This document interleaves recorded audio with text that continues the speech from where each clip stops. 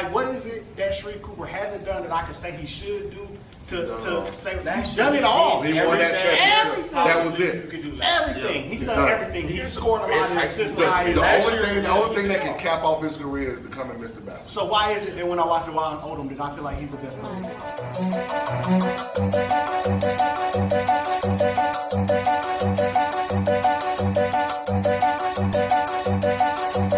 Every time I watch the Wild Odom play, I feel like I'm seeing something special. Like I'm seeing something that I'm not gonna maybe not see again.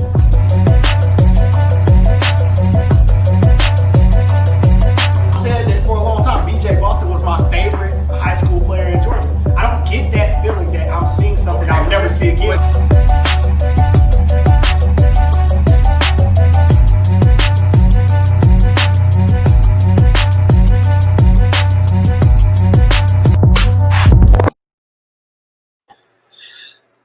It's the Love of the Game podcast. We in the building.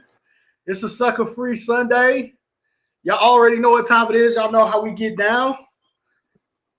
Fellas, how the weekend is? Great weekend, man. Great weekend. How was your weekend? I knew you was gonna say it was a good weekend, lot, because Dutchtown's here. Like you been caping for this for a long time, dog. Like I kind of knew this was gonna happen. This episode is long overdue. We had all these college coaches during the summertime, and we didn't invite a state champion. Disrespect. That's facts. That's facts. Hey, listen, Coach, I'm in for a long night tonight, just so you know. Yeah, you know what I'm saying? Locke picked you guys to win a state championship super early, and the Lakers are making moves. So I feel like Locke is going to be talking shit, Bryce is going to be talking shit, and I'm just going to have to sit here and take it. Yeah. No, Locke, look, I know Locke going to be on one. He called it early, probably earlier than I called it. He called me calling it. So he called me and told me we was going to win the state title. So, but yeah, I can only imagine the heat that Locke ready to throw right now. It's all good. I'm double cupped up, Coach. I'm ready to go. I feel like, you know what I'm saying, whatever Locke talking about, like, it's all good. I came prepared today. I knew what time it was before we started. Yeah. For all those in the chat wondering, is blue Kool-Aid today? I felt like that kind of day. I feel like it was appropriate. Got blue juice. I couldn't drink red Kool-Aid today because, you know, it's too much like what Locke would have wanted me to be on. So, you know what I'm saying? It had to be blue Kool-Aid today. Yeah, Locke, hey, man, you know how Locke is, bro. Locke, you know what I mean? Locke got more gear than damn Goofy in the bubble.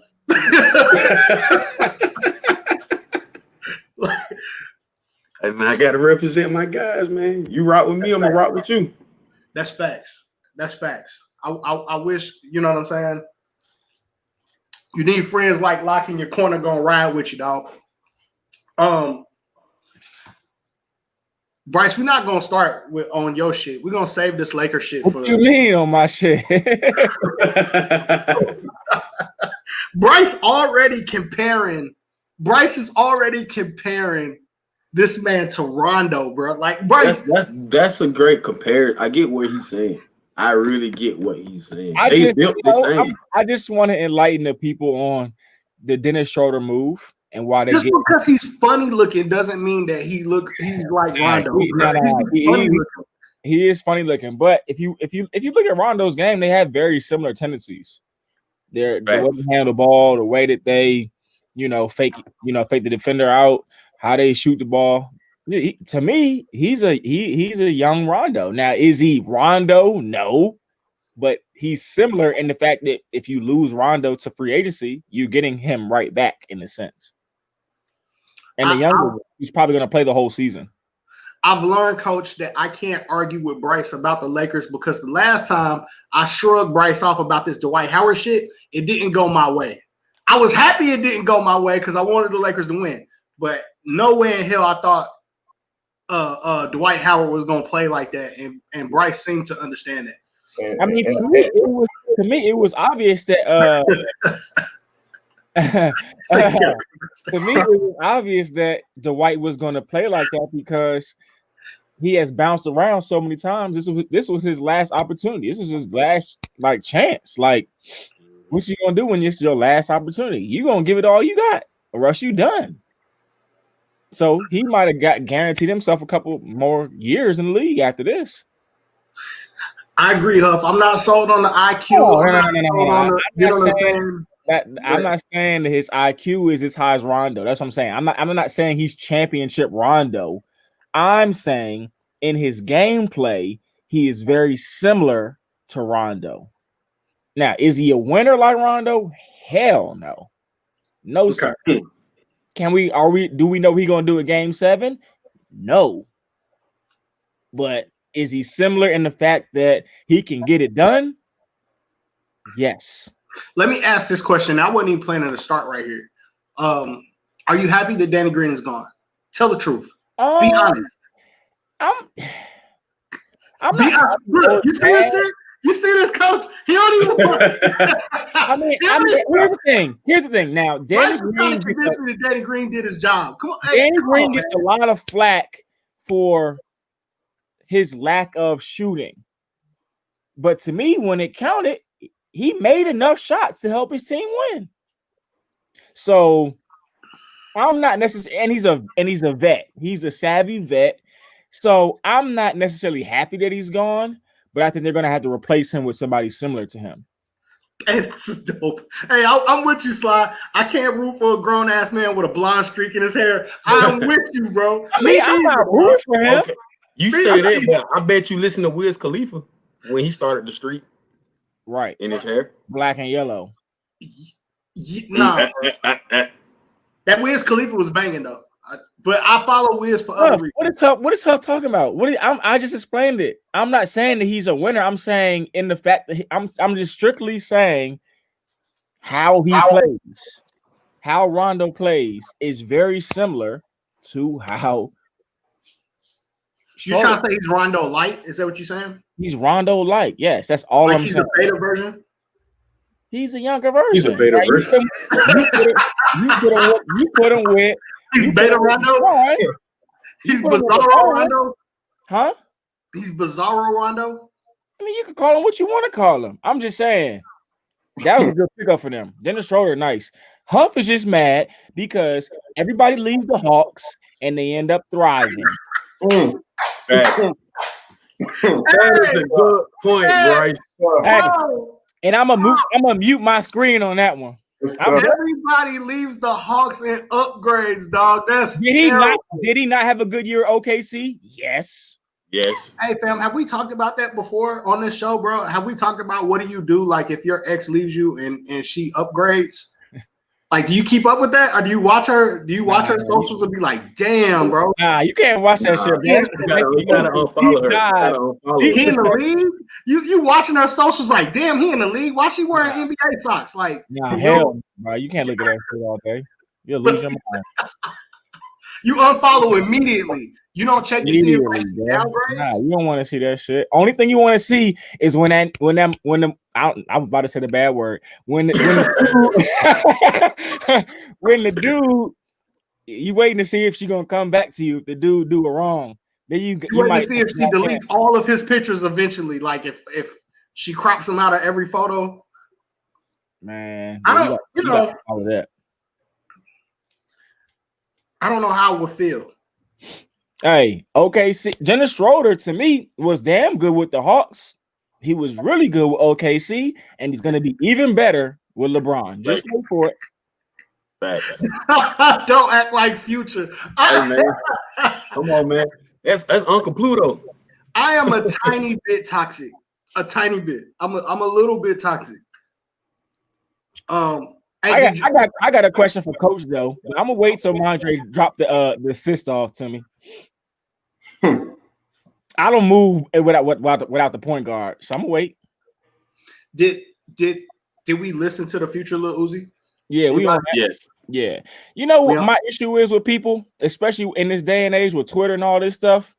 They listen to an album and then in 5 minutes they're like, "Oh, it's trash." Exactly. Like, right. You can't, you gotta listen to it 3 or 4 or 5 times before you go on Twitter and make an assessment. Mm-hmm. I'm still listening to it. You know what I'm saying? Now let me come back next weekend. I'm gonna tell you if it's trash or not. She belonged to the streets. Hey, I'm with you. So Bryce, that's my issue. I ain't gonna lie. First listen in the shower wasn't good. Right. I wasn't really feeling it. But I haven't listened to it in the car yet. Yeah, listen to while you're driving. Hey, you gotta listen to it. I haven't like vibed out to it. You know what I'm saying? Like while I was working or something with the headphones. You know what I mean? I haven't been on the treadmill. You know what I mean? I was listening to R&B on the treadmill, dog. That's why I'm not. Hell no. You know you a big guy. Hey, you know he's not putting no work in. He listen to R&B. That's what he's saying. That job is looking horrific. I was listening to her on the treadmill trying to get a work on it. Out of respect for Uzi Vert, you gotta at least listen to it like 5 times, bro. Because like Uzi got some bangers, like for sure. So, Coach, what are you listening to pregame? It depends. It depends on the mood in the game. Now I'm a very mellow guy. If the mood bigger game, I'm probably listening to a little Drake. Depends on, like I said, depends on the mood. Sometimes if I need a little pick me up, I turn on some old school music, you know, some that Pops was playing back in the day, you know, stuff like that. So it depends. Most times it's a Drake. Drake's always my go-to before a game. I'm in the office, you know, getting dressed, locked in, kind of put a little Drake on and play. Hey, Drake is Uncle Drew. Drake is my go-to, Coach. I'm with you on that. Yeah, I feel you on that. Stevie Wonder is a sneaky good pregame, bro. I gotta check that one out. Stevie Wonder is a sneaky good pregame. He got some bops. I would say Drake is my go-to. Future normally. I don't know, bro. I was listening to Janae Aiko and her and SZA. That ain't treadmill music. That ain't treadmill music, bro. I wasn't even really sweating. Like it wasn't. Exactly. Yeah, you got to do better, man. Yeah, I didn't. You got to get on that NBA Youngboy. You got to get on the money bag. You know what I'm saying? Got to get on that money bag. Make you run. Like R&B is gonna make you want to lay down or something. Hey, can I tell y'all the realest shit?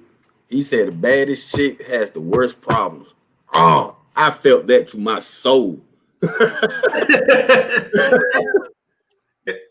I want to share something embarrassing. I like Big Crit too. I like Big Crit, Juke. Yeah, Crit's nice. Can I tell y'all, I was so hungry on that treadmill, bro, that all I could think about on the treadmill was food.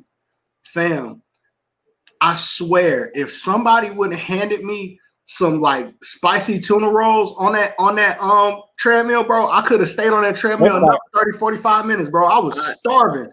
All I could think about was all the stuff I wanted to eat. Great. We talk about your food and recipes all the time. Let's talk to Coach. We talk about your food stuff on every show.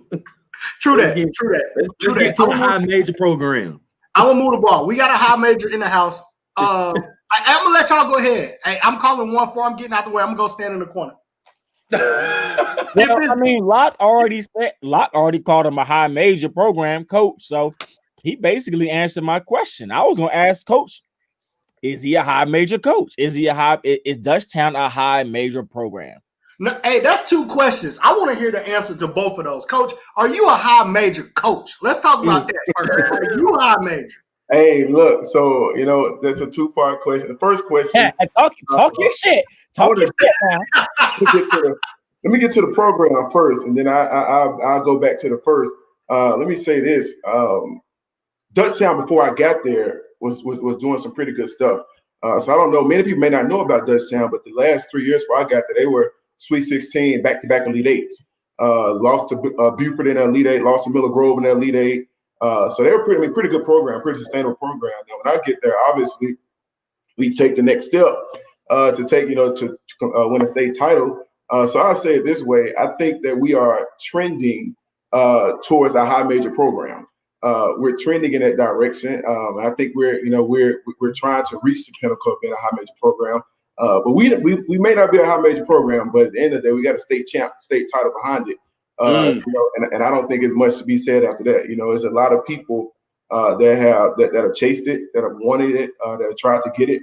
Only few can say it, and so I think at the end of the day, Dutchtown one of the few programs that can say, "Hey, we got a state title, and we're consistently in the state tournament now at this point." So my whole thing is that we just got to keep it going because we want to be at the top with those programs, but we got to keep it going consistency. So I get it. Like Bryce and all y'all, I understand. I watch the show too, so I get it. Kind of what their criteria is. Are they winning 20+ games every year? Are they in that every year? I think that's on us. That's on me as a program to keep the program there. So, in the next couple of years, that conversation like Dutchtown high major because they 20 wins every year, state Final Four, Elite Eight, Final Four, and at that point, the kind of the results speak for itself. But I mean, at the end of the day, you can't take away the title, and I think the title definitely helps.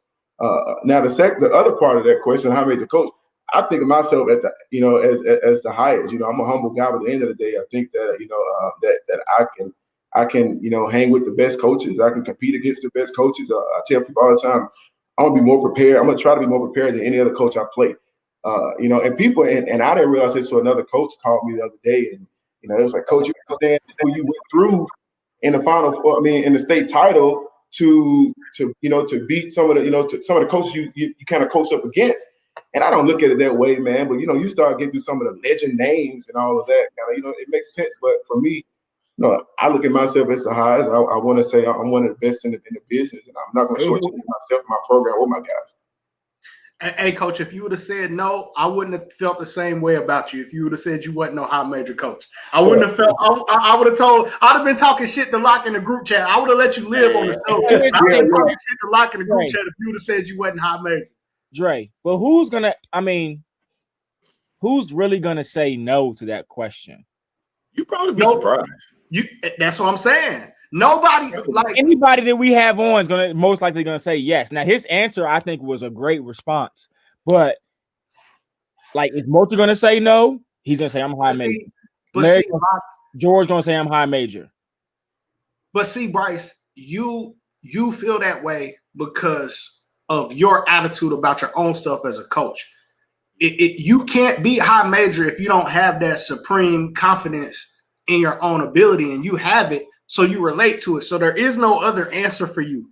But I think you'd be surprised, like Locke said, I think you'd be surprised how some coaches may view themselves in the pecking order, and some people may not say that. So if your son's coach comes on the show and say he's a low major coach, are you going to allow your child to stay with that program? Exactly. No, because you got some coaches that you already know they're low major. so if they give out that answer, you're not going to really get mad. Like this coach, this your second year of coaching. Yeah, you got a state title. I think gonna get some big wins this year, but next year I feel like he's gonna be back on that title. To have a title contender next year with the team.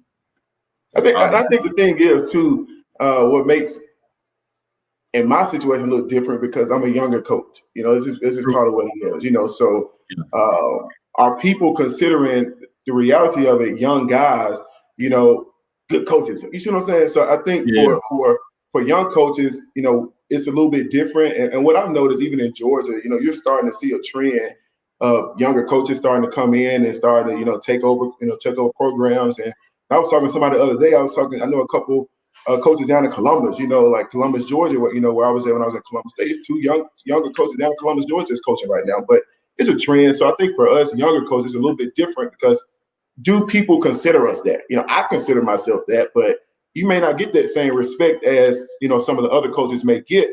Duly noted, and they've done a lot. Like they put their time in. But for me, I don't want to shortchange myself. On what I think my abilities are. So you had 2, maybe 3 goons last year. Going into the season, or even after you got the job, what is something that you like? What did you say? This is what I got to do to win. This is what I need to do to change the call or something. What did you do? What was the first thing you did? The culture was not bad, honestly. It was a pretty good culture. I knew I had Cam, Brian, and I knew I had Hobbs and all those. I knew I had a good returners that played on the Elite 8 team from last year. So that was one thing. I was like, well, we're gonna be okay. I didn't know, and people, you know how it is. I didn't know anything about man until like late. I didn't know anything about it. And so next thing you know, I'm hearing that this kid has enrolled. And so for me as a new coach coming in Georgia, I don't know all the other stuff that goes within kids enrolling, eligibility, all that stuff. So as I heard about it, I'm like, well, let me look up the kid and see what's going on. And I'm like, well, okay, now, like this may be this may can put us over the top, So to be honest, I think when I saw us in fall league, I thought we had, in summer league, I thought we had a chance to be really good. I didn't know we could win it all until probably around Christmas. Like I said, I was getting texts from people from the podcast, from people who was listening to the podcast, like, they just said Dutch Jack will win it all, and Dante said this. I'm like, what? So I'm like, what you doing, man? You're doing all this, but that's kind of what it was. But after I saw us in Christmas, we played. I want to say we played Tucker, beating Tucker in Tournament of Champions, and then we had a good trip in Florida. I was like, yeah, we got a chance. But the thing people don't realize, Metlock was at that game. And I know a couple of you guys may have been. We played Wheeler in the Elite Eight Tip-Off Classic at McKeitron. Everybody's talking about the game, Dutchtown, Wheeler, this, and this. So I go into the game now. As a coach, this is my first game coaching, and the first game I coach is against Wheeler and at McKeitron in a sold out building, and so, I'm trying to manage myself, but my players. And so, I learned a lot from that game, but I thought after that Tucker game, I was like, yeah, we got a chance to be good. But again, man, you go down the way we won, it's different. Tell the truth, Coach. In that first game, were you a little bit nervous? You got Larry standing across the way from you with a state championship. Was you like, hey man, this did you overcoach, undercoach? Did you know what I mean? Did you get revved up too early? Or how you feel like you handled it? I don't think I overcoached it. Don't get me wrong. It was some nerves there. I tell my guys, man, anytime as a coach or a player, you don't feel nerves, then it's time for you to get out of it. So anytime I walk out on the floor, it's something there that I feel when I'm getting ready to coach. And I told my guys the other day, the moment that stops with me, I'm gonna go find something else to do, because that means I'm not as invested, with it, as I want to be. And the same thing as a player, you can be the best player, but when you step out and play a Final Four game or a state championship game, you're gonna feel some type of nerves. That's just because you want to be good at what you're doing, So don't get me wrong. Now I was like, Wheeler and Coach Thompson and all that, I knew about them. I was a little nervous. I wouldn't say I overcoached it, but I don't think that. Again, I didn't know much about Wheeler. Again, I was on the college side of it. So I was, recruiting Columbus State and, playing Augusta and Aiken. I'm doing all that. So when I get to Georgia, I'm calling people, hey, Purge, what you think about this team? What I need to do it here? What Wheeler going to do? He's like, hey, going to be man. So I didn't really know a lot. So I'm watching film, but that was a tough game to play. First game out for the guys. And, I was trying to tell my guys, hey, man, this one game, this ain't going to make the season. Yeah, we lost to a good team. Now, who would have thought, about 4 months later, it would have been two state titles, two state champions playing that same game. Probably nobody would pick. I know Dutchtown. Probably nobody would pick Dutchtown, exception of Locke in the community, but nobody was saying Dutchtown gonna win the state title. And especially after that game, you'll be amazed how many phone calls I get. Coach, hang in there, coach. This. I'm like, we good. Like we just lost one game. Coach, it's gonna be okay. Y'all dropped in the rankings. Y'all went from 1 to 8 and 1 to 10. Y'all out of the rankings. Like. It's all right. We good. It's fine. So how do you block out all that noise? Well, for me, I have to continue to be mindful as a coach. First thing is that I don't really get involved with the rankings and all of that. To me that doesn't mean anything. You got to play the game. So I don't care if they say they're 1 seed, 2 seed, 3 seed. You got to play the game. And so at the end of the day, when we tip the ball, when it's time to play the game, for me, it's just like, it's me against you. What you gonna do? And so I don't think of a ranking. I don't see. I tell my guys, we can't see Wheeler on the jersey. We can't see, the team on the jersey. We got to see a guy that's wearing the jersey. We got to go play. And as for players, man, I just have to remind my players, man, what is our goal? We're not there yet, and the job is not done until we get to what we're trying to get. It's difficult though. It ain't easy. I'll tell you that. So, Coach, how hard was it to coach Cam Bryant? Of course. even say how hard. How was it? No, he said how hard. Yeah. Cam made me a better coach. And I'm not, and that's the complete honest. He made me a better coach. And don't get me wrong, he challenged me on things, but I had to, Cam will tell you, man, I had to come in and let Cam know, hey, this is my team. We're gonna do it this way. We're gonna roll this way. Now you got a couple of choices you want to play. You're gonna do it my way or you not. But if you don't, that's kind of on you.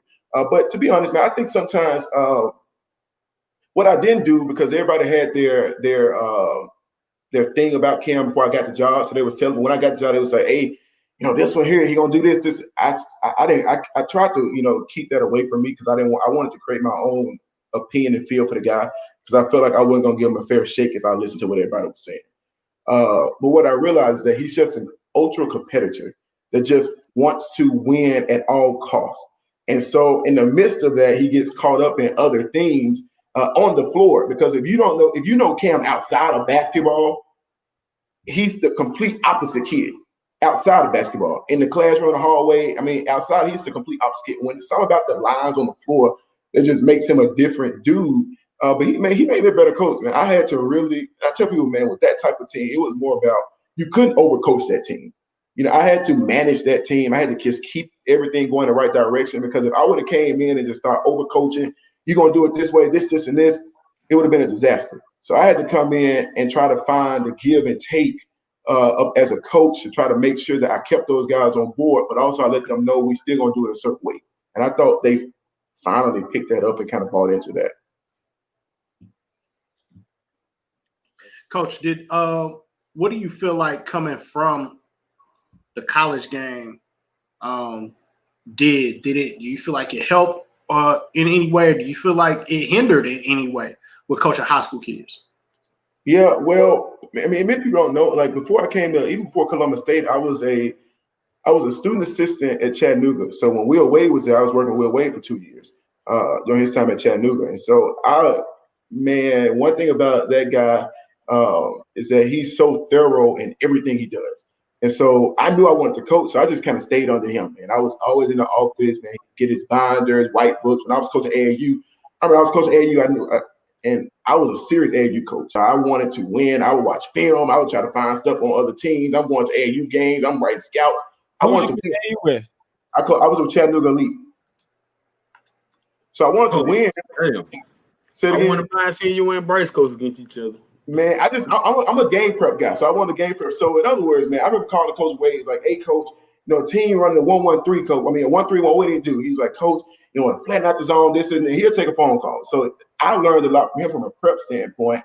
When I went to with Coach Moore at Columbus State, not knowing that the Peach Belt was so tough, everybody talk about. I tell you this, man. I think Division II basketball, and I'm sure even Division III and all that, but Division II basketball don't get enough love. You guys give it love, man. I say that, y'all talking to Dip at Augusta and all those different schools, y'all know about all that, but the Peach Belt is tough.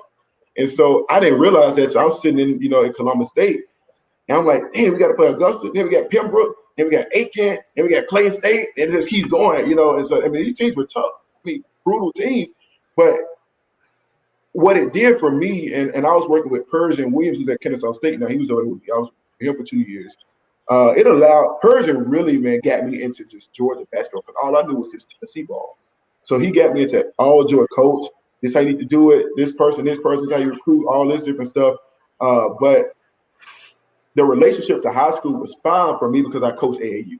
So I coached AAU for 4 years. So I still knew how to interact with kids and deal with parents. But I tell people all the time, and even the guys, the guy that's saying it now, the Peach Belt, and we at Columbus State, I don't know if people know this. If you go to Columbus State, you really want to be a pro, you can go be a pro. And we just got a guy who I was coaching there at Columbus State, who's playing in Macedonia. Like, if you want to go and be a pro, go to the Peach Belt, and they're developing pros. But the jump is a little bit different, Mondre, completely different, man. It's just you don't have to deal with parents a lot at the college level. I'm just going to be honest with you. I'm dealing with the kids. I'm dealing with the players. That's it. Parents aren't as involved with what you're trying to do. So it's a little bit different. Obviously, I just sit in the office all day, and I can go work out guys. I can go check classes. I can go game prep. I can go recruiting. It ain't about the other stuff that you kind of do with high school. So it's a little bit, you got a little more freedom kind of when you're on the college level. Yeah, Thank you. Ooh, and Evan from Evans. Ooh, and he's playing. And Christian Chambers is playing really well. I talked to Coach Moore about him. He's playing really well too. He's shooting the ball really well. Coach Moore said. I wondered how kids felt about that with your experience in that league. I agree with you. Peach Belt is a pro league. Like you got to be. I mean, another level good to play in that league. Especially to be productive in that league. Did that kind of help with the kids at Dutchtown with recruiting at all? Were you able to kind of impart some wisdom and helping them understand how to find the right fit or anything like that? Yeah, I mean, I take the kid Cam Hobbs. In my opinion, and I'm going to live for this any day of the week. If I was to ever at the time, just say I would have took a SWAC job, a HBCU SWAC job, D1 job. If I was taking a head coach D1 job, first kid I would have been taking with me is Cam Hobbs. I knew without a doubt, in my opinion, he could play at that level. But what I had to tell him and understand to him is that you 5'9", right? 5'9", 5'8", that's gonna hurt you. So what are you doing extra? What are the intangibles to help you get to where you're trying to go? And he finally started understanding that. But what I try to get to those guys is that you can have a great career and still be a pro at a D2 school. That's what I try to let them understand. Like it doesn't end if you don't go D1. That I understand everybody want to go there, and I'm not gonna ever sell my kids short, but I'm gonna have a real conversation with you. And I had them in my office. Hey, why not go be the best at what you can be? Be the best at. So if you go D2, be the best D2 player. Be the best point guard in that league. Be the best point guard in the Peach Belt. Go play pro. You make $12,000 a month. Ain't nobody saying you didn't go D1. Nobody cares at that point. So you went to school for free. You making money. What? Ain't nobody talking about anything. So I try to get them to do that. I dealt with the same thing, man. With even with Jermaine and Cam, they were making their decision. That coach, should I wait? Coach, what about this? Do you think I should go ahead and just do this or that? And at the end of the day, man, it's like, do you think the offer that you have is sufficient for what you want? And if you think it's sufficient and you can be good at where you're at, like people don't know, but I think Jermaine is going to have a great year at Gardner-Webb. That's just me. I think he's in a league where he can really thrive. And I think right now he's too, and obviously I coach him. I think he's too big for threes to guard. I think he's too quick for fours and fives to guard. So I think either way you look at it, he can be really successful in that league. Not saying that, their league isn't good, but I think he's, in a league that fits his skill set. Whereas Cam, you look at Cam goes to Georgia Southern, he can go be high-flying athletic transition. That's what you're going to see. Southern, and you're going to play Georgia State. You go down to Little Rock, with Daryl, who be over at Clark. Like those dudes, like that's the league for him. So like you got to go to a place that fits you, man. Sometimes then you got to get away from the name and what's a fit. And I think I try to let them know it's about fit, man. Everybody can go try to find a name, but it's about fit. Coach talking that talk. For sure. Hey, we got questions from the audience, man. So we're gonna pop them up on the screen. And this is a hypothetical. What if you have a kid that's very good, but the kid's parents is very toxic? How do you handle that? You gotta. I'm big on communication with my parents. You gotta have a communicate. You gotta have a conversation with parents. Like I think what I have working for me at Dutchtown is that I communicate with my parents. It's easy to shut them out, and as a coach, sometimes we want to just shut them out. But I think you got to have conversations with parents. You got to let parents know kind of how their actions can negatively affect their kid. People don't know it. I've been recruiting. I've been in gyms, and I've been turned off by a kid, not because of the kid, by the parent. And recruiting. So I'm sitting there with the recruiting packet. Y'all know I'm at a high school event. I got a recruiting packet in my hand and all that stuff. And the kid parent is going in. And I'm looking at I'm writing, I got the name of the kid, I'm writing down. I'm like, can't do it. So now you have a negative, persona about the kid and the kid out there hooping, but for me as a coach, it's like, do you want to have to deal with that? Especially when you at Lake Point and it's 500 kids rolling in at a Lake Point. You're gonna find another kid that's just as good. Yep. So I think sometimes the parents don't understand, like you can be the reason why a coach don't pick up the phone and call. It has nothing to do with your son or your daughter, but it's just the fact that, you're not helping, your case. Instead of encouraging your child, you saying shoot every time they touch it. Every time they touch the ball, shoot. And I know all of y'all been in gyms, y'all in coach. Every time a kid touch, they want their child to shoot the ball. Like it ain't always about that. It ain't always about that. So do you feel like coming from college and then now you're high school, do you feel like it is your responsibility as a high school coach to get your guys in college? I feel a lot of pressure with that. I was just telling my one of the assistant principals at the school is that I don't feel like my job is done until I've done everything to get my kids at the next level. Now, if they say they want to go play basketball, I'm gonna do everything I can. To play. I mean, people don't realize. I mean, we had 7 seniors last year at Dutchtown. 5 of them are playing basketball now. We got 2 playing D1, 1 playing D2, 1 in JUCO in Texas, 1 in prep school in Middle Georgia Prep. I wasn't going to rest until I knew those guys were taken care of. And then the other 2 was like, they were fine. So like, coach, we gonna go. And we had 1 at Kennesaw, 1 at Georgia State, getting an education. They cool. But my job as a coach, if it don't have to be about basketball, but I want you to go and get an education. But those kids, man, I told them I couldn't focus on this season until I knew those kids were taken care of. And so, instead of me trying to do what I need to do for Dutchtown this year, I'm worried about making sure they they got somewhere to play. And I think as a coach, man, we have to try to put those kids, man, at the next level. Like they're playing for our program. They're playing for us. They're helping us. They're helping our school, our program. They're helping us win a state title. So what I can do in return is make sure I'm helping you get to where you're trying to go. And I think that's just, I'm telling them, I'm picking up the phone. I'm calling up Georgia. I'm calling, Dip over at Augusta. I'm calling everybody I can think of. Hey, Purge, you got, somebody, Coach Moore. But that's our job, man. And I think it's our job. I think it's our job. Hey, man, that's kind of major shit, man. 5 out of 7. Hey, I am glad that it's some young guys getting into coaching because I've heard too many guys say, there's a lot of coaches out here, more than you will believe, Coach, I think, that feel like it's not their responsibility to get a kid on in college. That that's not their responsibility, Coach.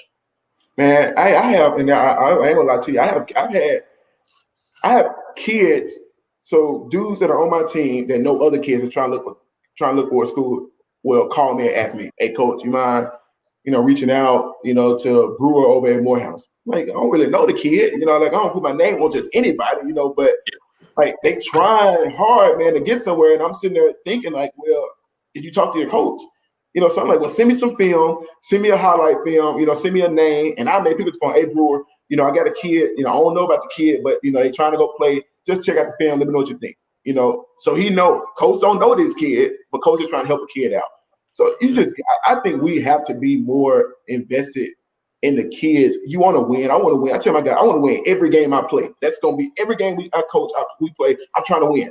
But at the end of the day, what is it doing, man? I'm 28-4, and I got 1 kid in school, and I'm like, well, forget those other kids. I'm going to work on this team and try to get this team to a state championship. Then it's about me. It ain't about the kids. Hey, Coach, they finally see the conversations that we have and why I consider you as a high major. Here we go. Locke took you to Maryland? You say what? Did Locke take you to Maryland or something? When did y'all have these conversations? I knew Coach at Columbus State. Yeah, I did. I knew Locke then, man. Man, Locke, let me tell you this, man. South Side, first of all, I knew Locke because he was killing it down and by Columbus State in the South. Yeah, I get up here, Locke knew I was going on at Dutchtown, told me about it and all that different stuff. But I ain't gonna lie to you, Locke been a supporter, man. Well before I got to Dutchtown.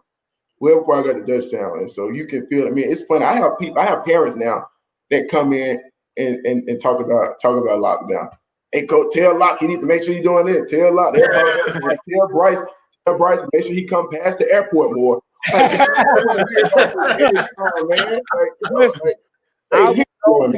I will go past airport if y'all pay for my $5 gym entry fee because I am not every game.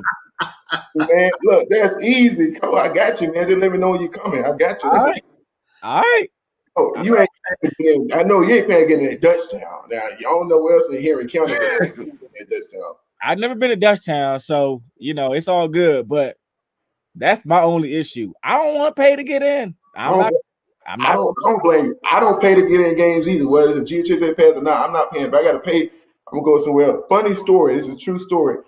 Columbus State. I was at with me and Purge was going recruiting. I ain't gonna say the school name, but we were going to see a kid play. We were recruiting, and it was a state tournament game. We pull up and they tell us that me and Purge we have to pay to get in the game. Mm-hmm. And now we're heavily recruiting this kid. We're like, so Purge is like, I don't know if y'all know Purge, but Purge is like, I'm not paying to get no game. Right. And so I'm this new coach behind Purge, like, I got $20 right here, man. Coach, we ain't paying. I'm like, Purge, it's just $20, man. It's okay. We just pay to get in the game. So Purge tells the guy, man, don't worry about it. I'll take my $20,000 scholarship somewhere else and go find another kid. That's Purge turned around, walking out the door. Dude said, hey, come on in. Let us in the game. But like, I don't pay for game, but I learned that from Purge. They want you in the building recruiting their kids. And the moment they know that they're not allowing a coach to come in to recruit their kids or give their kids exposure for media or whatever, man, that's a problem. So to me, if media guys like y'all, man, y'all doing this for a platform for kids. Like the least we can do is say, hey, Dre want to come into a game. Like I tell people, man, call me, let me know you're gonna come into the game. That's as simple as that. You're coming to the game. Hey, people be shocked about this. Hey. Talk about we media. Why are we paying? I've been paying for a long time. I got you. Hey, we know that there's basketball being played south of I-20. And we talk about it all the time. We talk about it. We acknowledge it. That's not what it is. The issue is my gas tank. Gas cheap now, bro. Yeah. Look, hey, you got a point. You got a point, bro. Here's why I say you got a point. I'm south of 20. I'm in McDonough, Hampton, Dutchtown. I don't like driving, through downtown Atlanta to come see a game, and it ain't had to do with me don't want to go up there and see a game. It's just like I ain't trying to, come back and I'm on a half a tank, and I just feel I get it, but come to Dutchtown, man. Come check us out, man. Nah, I caught you guys last year at Westlake, so it was actually closer to where I was. I think that was in the Under Armour tournament. So I caught you guys there, but I'm gonna come. I'm gonna say this, and this goes not only for Dutchtown. This goes for any school listening. Hey, Greene County, listen up, everybody. Hey, listen. I don't even care about the gas. If I get in free, I'll come watch you play. Yeah. I'll come watch you play. I'll tweet out on you, all that. But I need to start getting in free. Hey, man, going to these multiple games in a weekend, start to add up. Yeah, I might try to use my GHSA pass from last year, see if I can just scratch out the 9 and see if it works. Hey, this is a great question. This is a great question. Mark Edwards got a ring when Wheeler won a state championship. Does Locke get a ring? I have to pay for it. Does Locke get a ring? Hey, you know what? I'm gonna be honest. We can work on that one a lot. That's an easy. I'm serious. We can work on that a lot. Hey, but guess what? Get size. We can work on that. Aaron, just come to this Locke needs to get a ring. Hey, guess what? No, I told Washington on the last show that he has to give me a ring because I predicted them in the 9th grade for them to win state championship. Do you have any fresh U kids there? At Dutchtown? Yeah. Yes. How many? Who? Like 4. Yeah, easy 4.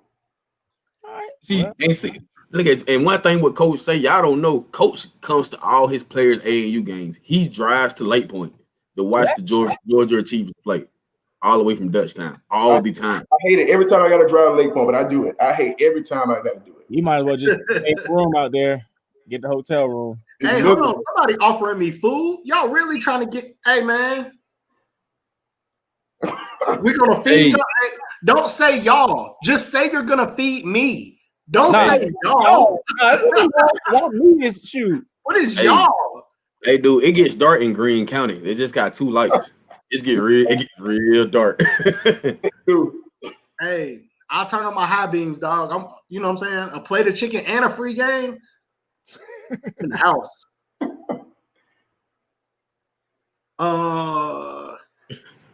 Will you guys be at the Jerry Cook Classic? Coach, that was for you. I think that was for you, Coach. No, we won't. We won't be in it. We don't. I'm trying to think. I'll be there. Yeah, we won't be. I'll be at the Jerry Cook Classic. I don't know. It's on SUV TV. I might watch it on SUV because I don't know if I can get in free. Yeah, man. Our schedule. We don't have no big tournaments on the schedule. You know, we're Norcross Invitational. We'll go down and we'll play Norcross Invitational. Arlington, Tennessee. We play them. It's gonna be good. It's one of my hometown schools. When I was in Memphis, I'm from Memphis, so Arlington, 20 minutes away, they'll be good. So we play a couple ones. Wheeler in the Classic. So, but no, we're not going to that one. Dr. Love, I wouldn't be mad at a Spotify iHeart deal, but we want a revolt deal. That's what we want. Diddy, wow, come holler at us. That's what we want. What's the difference, Dre? Hey, man. Juke, Willie Evans showed me 2 lights. Willie Evans from Greene County. He showed me 2 lights. Who was down there? So, in other words, I need to get gas before I get to Greene County. I am doing that. Hey, I'm getting gas. Hey, I live in Ackworth. I live right by You gotta get gas for you at a Drake. You gotta get gas for you at a Drake house too. So, Coach, I'm getting gas before I come to Dutchtown. I'm getting gas before I come to Dutchtown. I live right by Lake Point. You got to cut. Well, yeah. You got by the time you get Dutchtown, you'll be on the 4th anyway. So you might want to go. Yeah. So when you fill up, you'll still get Dutchtown. Be on about a 4th to tank. Sheesh. So is the Georgia Achievers program affiliated with Dutchtown? What do you mean we said affiliated? Don't pay no attention to Bryce, man. Bryce the feds, Coach. Don't be paying no attention. I'm just trying to see if he needs a new feeder program for Dutchtown. Hey, Coach. Does Georgia? That ain't my conversation. You see how Bryce do you, Coach? Hey, when you call Bryce, you hear an echo on the phone because Bryce didn't pick. Bryce had the feds watching. My conversation right there. I need like if he got a 7-footer coming up and he needs to send him to an affiliate. Yeah, we'll talk, right? Hey, now he do got some young goons, and you got a young goon that is special. Mm-hmm. Who you talking about? I'm just gonna go to the highlights, dog. We just gonna go to the highlights, dog. Here we go. You're trying to keep people on the low, man. No. We put them on blast now.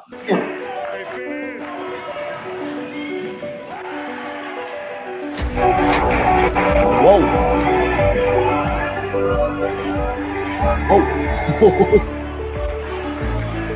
I gotta stop playing with this man.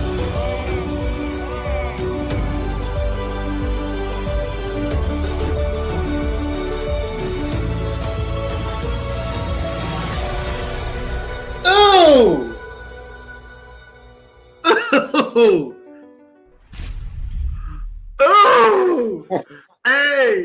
Hey, Coach, crazy. Hey, Cohen Carr. We see you. 2023. 2023. Is it me or is he built like Kawhi Reeves?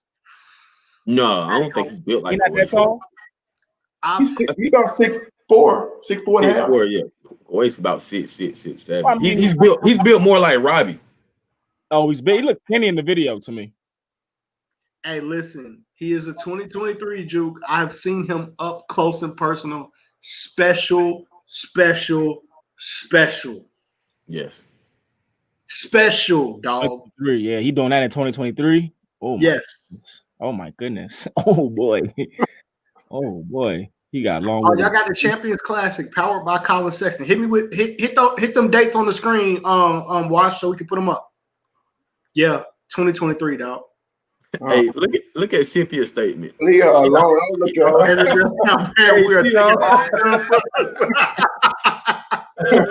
her. I bet. And as a coach, we are taking them too.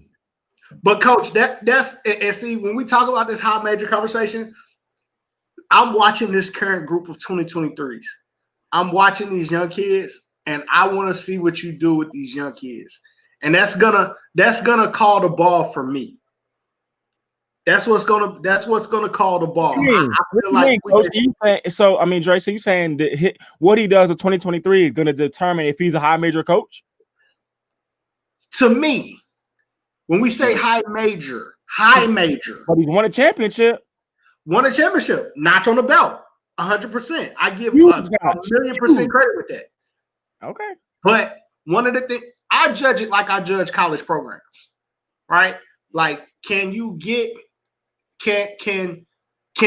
Denny Crum win once Purvis Ellison left?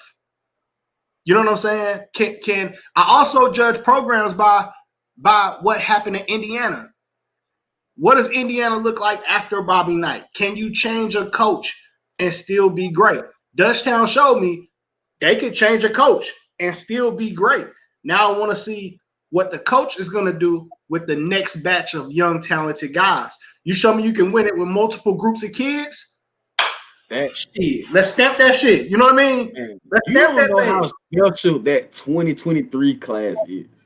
Yes, I do. Really hey, but hold on. Have we not seen special groups that have multiple D1 kids that don't win it? Or that not necessarily don't win it, because it's hard to win a state championship. But I'm talking about he don't have to win. He don't have to win it again. He's already won one. That's what I'm saying. I'm saying not even it doesn't necessarily mean you got to win a state championship, because we know how hard that is. But we've seen special teams underperform, have we not? Yeah. Yes, D1s. Okay. If he performs with this group and he gets them to the next level, like we believe that they should be at the next level, and they mature to be what we all believe that they are under his tutelage, then shit, we got to stamp off on it. I'll say this. I'll say this, and this is interesting. This may get some people upset, but I just think it's the truth. I do think that, and it's not true for all. So when I say it's not true for everybody, but I do think what you begin to see is exactly what Dutchtown is experiencing. You get a class of kids, right? So you get 2023 kids come in, and then you begin to start developing those kids. And so my whole point, my point of saying it is that I think sometimes even at the, let's say, high major schools that you guys will call them or list them as, they're just getting quick transfers or quick big man kid coming in. And so the development piece may not be there because they're not having to develop a senior that just transferred from a prep school or a private school. So I think what I've seen a lot talking to coach on the south or south of the airport, as we said, is that we're having to do that more. I'm fine with that. That's my job as a coach. That's why I coach. I coach to develop. I don't coach to just get, instant talent. Ain't nothing wrong with it now. Don't get me wrong. Ain't nothing wrong with getting some instant talent. But I do think it's a little bit different. And maybe you've seen it, Lock, a little bit that, like when we get a class of 2023, like we got to develop, which is cool. But some schools start off like, you look at the transfer list and you say, hey, they got this kid, they got this kid, they're going to be good this year. They got another transfer, they'll be good this year. But you never talk about their 2023 class or their 2024 class. You only talk about the class they got right now. Hey, that's a good point. That's a good ass point. True shit. So, but I don't mind getting talent now. I want talent. I don't mind that. I don't mind talent coming in. I just think, it's just something to think about, especially for schools that, may not be the, at the high major level, as we've said.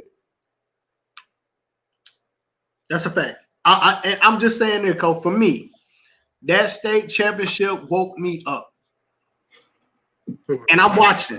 And I'm watching every game. I'm checking for scores. I'm checking Twitter. I'm checking for highlights. I'm going to Huddle. I'm trying to see the last upload. I feel like it could submit things for me. Honestly, no disrespect. I 100% believe these next couple of seasons could submit it for me. I would say, Jay, I think, and all he has to do is win 20 more games or one region tournament. What else does he have to do? Dude, I look at it like this. He has that 2023 class for the next 3 seasons. Yes. Anything is possible. Yes. With that class. So anything is possible. So that class is very good. That class is very, very good. We'll see. Locke knows. Like I talked to Locke, he know about the schedule. You know, he know about me. We ain't Dutchtown, losing 7 or 6 or not. We ain't running. We gonna play teams. I'm gonna play whoever want to play. I'm gonna get, if you invite me, we gonna come. We gotta drive, we gonna get there. So yeah. I tell people I think my non-conference schedule is tough. I think it's brutal. But at the end of the day, I want a brutal non-conference schedule. I want to play the best. So when we get to the state tournament, which is just my expectation, it's kind of, we've seen it all. And Coach, I'm going to tell you, for me, the type of person I am, like I was telling people last year, and I didn't know that Wheeler would win a state championship. But I was telling Locke and Bryce that was the best Wheeler team that I had seen in a couple of years. So to me, I say that because for me, with you guys losing so much senior leadership over this season, it's not going to be for me when I say I'm watching your highlights, I'm watching your scores. It's not going to be so much for me how many games you win or lose. It's going to be watching how you play. Mm-hmm. I'm going to be able to tell from how you play whether or not we watching like, okay, yeah, this dude's going to submit it. You don't have to me, you can stamp off on being a high major coach for me this season and go 500. It depends on how you get these young kids to play. How they're playing, to me, is gonna rubber stamp it of like, this dude. Right. I mean, like from my experience, it's easier. Like the job that he did with the older kids as a first-year coach, I think is going to be harder. Yes. Than him with the younger group that he actually gets to mold them to really who is, you know what I mean? So I think so he was able to do that with some dudes that were high-level basketball players. He ain't talking about he's talking about some high-level dudes. And he did that. I think it's going to be a much easier job. But it's still hard to do it every year. I'm just going, it's hard to do that shit every year. It's funny, we've used in the couple of weeks of practice. And they're going to have these videos taped up of me in the damn locker room. Kids, I love y'all. Hey, all kind of motivation. But we get away from this shit. You ain't putting me on the screen in the locker room before the game, Coach. I'm saying, remember he said this about y'all now, right? But now we consistently talked about remaining relevant and consistency.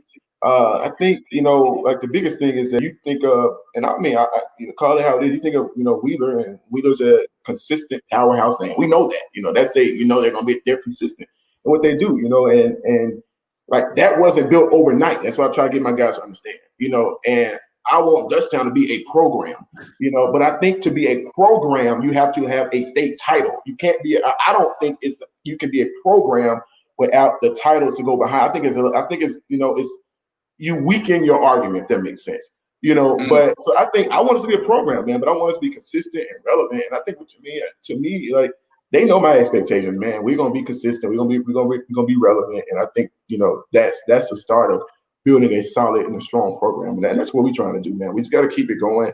It ain't easy, but I agree with and with some what Bryce said is that people don't know, but it is not easy coaching high major players, or it's not easy coaching Division I players or top guys. It is not easy at all. And y'all have been AAU, so y'all know how it is. And it's more about the egos and managing of the egos than it is about the basketball. I never questioned if they knew how to run a play. I never questioned if they can play defense and they can get out and run in transition. I was just trying to make sure, we're gonna pass the ball to the guy in the corner. It ain't about you trying to get your shot off. It's about just swinging the ball and the ball gonna come back to you. So it's difficult. This year, it's like nobody cares who gets the shot. It's just everybody wants everybody to eat. And I tell them, man, one success for everybody gonna eat. That's how I look at it. If one guy eat, everybody gonna eat. And you got to understand that. So it ain't about you. It's about, what we're trying to do as a team. And these guys, man, they early, don't get me wrong, it's early, but they seem to buy into that. Like You know, man, I know it's a scrimmage, but we played a scrimmage, had 22 assists in the scrimmage. Like, nobody cares. I just move the thing around. Bang, shot, bang, layup. Bang.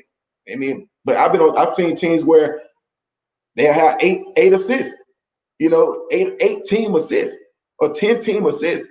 You know, and it's like these guys, they don't care, man. And I think so. This group, to me, in that aspect, is easier because I'm not managing egos. I'm just coaching guys. I'm just coaching good kids that really want to continue the success of Dutchtown.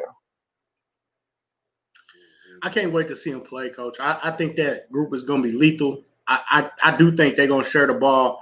I think they're going to play some defense too, Coach. You got, to me, them kids, you know, they're going to play some D too. And I can't wait to see it, man. It's going to be great to watch that young group develop. We could be watching y'all the same way we got our eye on Warner Robins. Like, yo, man, you know what I mean? With another team that's cemented itself. I love having those high major programs, like they say, below 20. Mm-hmm. High major program. It give me places to stop on my way down to, you know what I'm saying? As I make my way down to South Georgia, it give me places to stop. But Coach, man, I appreciate you coming on. It's been amazing. I can't wait to watch you guys play. It looks like you'll be in Georgia's event, the Champions Classic. George, put them dates up here. Let me go find it. Coach, what's your expectations for the season? My expectation for the season: win another state title. That's the expectation. I want to win it all. I got to get it again. One is good. 2 is great. We got to get another. Come check out Dutchtown the 28th, the 29th, and the 30th. At Willa High School. Check out them young 2023s.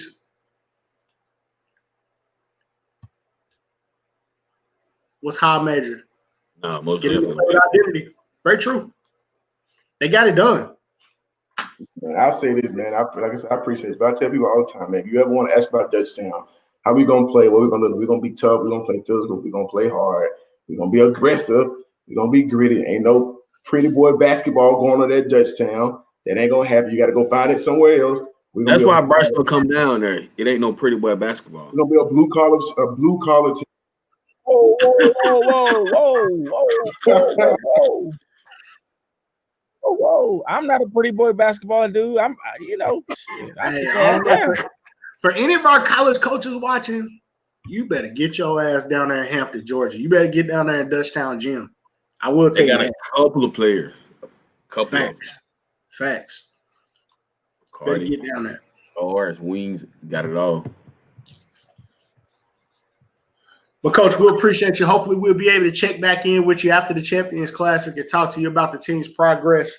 But good luck on the season with that special group of kids that you got down there, Coach. Appreciate y'all. Look, Bryce, Dre, Locke, you already know y'all don't got to pay for a game at Dutchtown. Just let me know. I'll get you on the list. And if there's any other Henry County games, just let me know. I can call somebody. Yes, sir. Appreciate that, Coach. Y'all appreciate y'all. That's good, Coach. Appreciate it. Good stuff, Double man. Cup Sunday continues. That was good stuff, Coach, man. Who we got on next? Hey, man, you already know, dog. Nothing but killers on Sucker Free Sunday. My light-skinned killer. What's happening? I see Dre got the double cup. Double up, dog. Okay, let's get it. Like you look like you chilling too. What's going on, Locke? It ain't nothing there but some Kool-Aid, though. It ain't nothing in there. Kool-Aid? Blue Kool-Aid, Coach, to be exact. We you know what I'm saying? It's blue Kool-Aid today. Okay. I was waiting if you was gonna name an actual flavor of the color. That's how you know. That's how you recognize it's real with the Kool-Aid. Facts. It's blue Kool-Aid with grape airhead mix. You know what I'm saying? You gotta have grape airheads to go with your blue Kool-Aid. It's you know what I'm saying? He has the blue motherfucker. That's what that is. That's what that is. Hey, Locke, you ain't old enough to remember those. Oh, come on. I can't believe we used to drink those. Yeah. Like, Hey, it get you right. It get you right. Boy, Like, quick. real quick. Yeah. too right. They have to carry you out. Then the Four Locos. Oh no, I ain't going there. Nah, You ain't drink Four Locos? That was Death Punch. Like, I'm not drinking that. It was, but it was $2. It was $2. That's why. Hey, so like I grew up on Boone's Farm and you know what I'm saying, and Mad Dog. So I understood what $2 would do to you on the inside. So when Four Loko came out, I was already grown. Dog. I'm not doing that, bro. I'm not doing that. I drank enough Boone's Farm to know better. Coach, we got to hit with the real question, Coach. What's happening? Do you, in fact, have the best shoe game in all of Georgia out of the coaches? No question. That's a shot directly at you, Bryce. No question. I'm not a high school coach. I don't count. Well, I'm talking about in previous years, then, Bryce. I mean, well, how you know? What you mean? How you know you got to best shoes than me? Coach be rocking, He don't want that rocking number retros. That's all I wear too. What you got, Coach? What's your top five? What's your top five J's? What you got? I mean, you know, I got them champagne sixes, the Olympic sixes, all the 11s. But it ain't even really the J's. Like I got a bunch of old LeBrons. They bring them LeBrons back out, but I got them love of the game LeBron 7s, South Beach LeBrons. But you know, we switched to Adidas, so now you're gonna see a bunch of Yeezys and stuff on the sideline. You ain't never seen nobody coaching Yeezys, I tell you that. Oh man, you pulling out the Yeezys this year, okay? Coaching. I have never seen a coach coaching Yeezys. Hey, what's up with the switch to Adidas, Coach? Is that a football thing, or did you know what I mean? So y'all had to switch over, or what was it? No, it was just they approached us in the off season. You know, they their deal was better than what we was getting from Nike. So you know, Makes sense. It kind of was what it was. Yeah, I mean, my pops used to always say before he passed, like I'm a stepdad, like money talk, BS walk. You know what I mean? So it is what it is. Yeah, Adidas, they taking care of us though. I didn't really know. You know, I really didn't. You know, I haven't really rocked much Adidas over the years, but you know, they've been taking care of us, getting us our stuff in timely manner.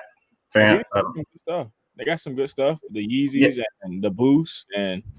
Well, you know what's crazy? Their stuff is like mad comfortable. Like to be honest with you, them Boost and them Yeezys are probably the most comfortable shoes I own. I just think over probably like the last 10, 15 years, they kind of like Adidas kind of like lost their soul, their identity, right? Like with the designs they were putting out or whatever. But you know, they're very comfortable. Like it's crazy. Davon and Caleb used to tell me all the time last year, like if we could put, they'd be like, if we could put our Adidas shoes inside of our Nikes, we'd be good. But oh wow. So you think that you'll have any kids playing in the Yeezy basketball shoes? I mean, yeah, well, see, I like the broad folk, man. So like what we'll start off the season, you know, everybody got to rock the team shoes, you know what I mean? And then we'll give them a goal in regards to wins and losses. And if you meet this goal, you go 5-0 at the end of the season, or we go through this stretch unblemished, and you can wear what you want as long as it's the correct brand. You know what I mean? So I'm sure they will. I could see somebody like Ian or Tyrese. You know what I mean? Mm-hmm. Tyrese was asking me about the Yeezy basketball shoes yesterday at camp. Yeah, you can go on StockX. You can go on StockX and pretty much find what you want if you got the money. Yeah, they make it easy for you nowadays for sure. You know what I like? I think the best Adidas shoes that like they don't get enough credit are the pro models. Those are probably those some good basketball shoes. So if I was in Adidas school and I had to wear Adidas, I would be on whatever website trying to play in pro models. Mm-hmm. Yeah, the pro models, and then they the cool thing about them pro models, they kind of look the same, but they don't. You know what I mean? Like the newer ones is crazy. Coach, at some point we're gonna have to talk about all of these high majors that you have at Grayson and had at Grayson last year, but we got to start the question. We've labeled Grayson a high major program, and you a high major coach. What are your thoughts specifically on Grayson being high major and you being high major? Well, you got to kind of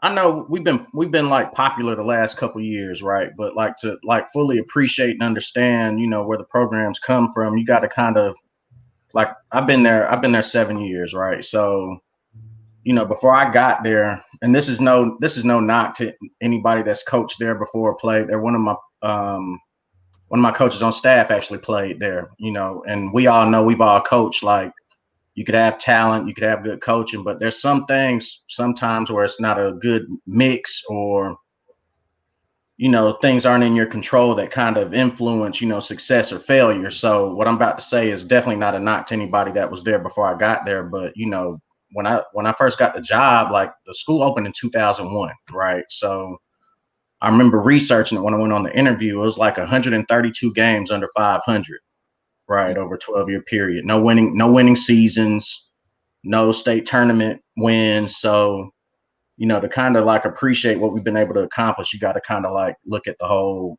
picture. We've been able the past 5 years, we've been Elite Eight, Final Four, Sweet 16, came up short last year in the state championship, but we're just trying to, consistency, you know what I mean? Like you got to put in the work, everything we do in practice and workouts is competitive.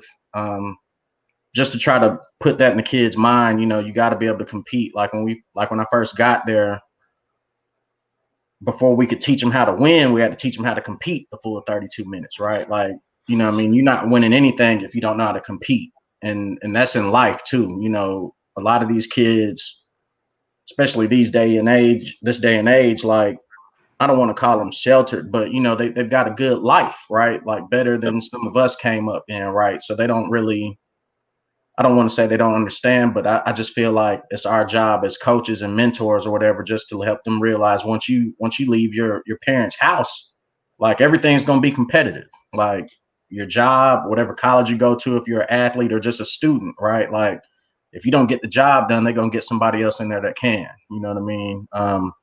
So you got to compete for everything you get. So I think we've done a good job with that over the past 7 years, just trying to compete every possession, every rep, taking every rep as a game rep, holding them accountable, in the classroom, not to be a jerk or whatever, but y'all know, like you could be the best player on earth, but if you can't get the GPA or the grades, you know what I mean? You're not going to play anywhere. You know what I'm saying? So, just trying to teach them about accountability and competing.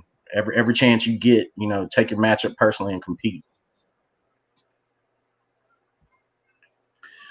Coach, what's been the most fun that you've had coaching since you've been at Grayson? Ooh, it's every Dunking group on is his players. You said what? Dunking on your players. Oh yeah, that was fun. That was fun. We won't name names or whatever, but every group's different, Dre. Like, I can't really recall a year where it wasn't fun. Of course, some years are more fun than others. Like, I'm not gonna lie and be like, oh, everything's peaches and cream or whatever. But last year's group was fun. The year before actually was pretty fun too. We were coming off our second Final Four and we had graduated a lot, and to watch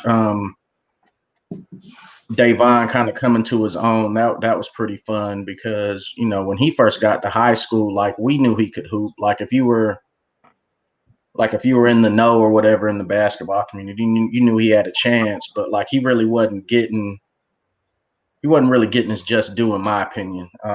So to see him kind of come into his own and lead us the way he did his junior year, that was fun. I was really proud of him that year. That was real fun.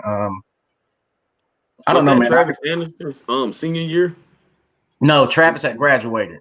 Okay. Yeah, hell, Travis senior year was fun. Him and Nick Edwards, Kenyon Jackson. Yeah. They it was funny because I mean, y'all know how it goes, man. Sometimes kids be trying to get theirs, right? Like, and then there wasn't anything malicious or whatever, but once they finally figured out how to play with each other, like it was like halfway through their junior year, and then once senior year came, like they really clicked, and that was a fun group to coach too. Like, you know, we could kind of get what we wanted to when teams played us man because we had two guys that could score on anybody. This looks like it was a lot of fun, and this is not the first time that I've seen this pop up, or something like this pop up on Twitter. This was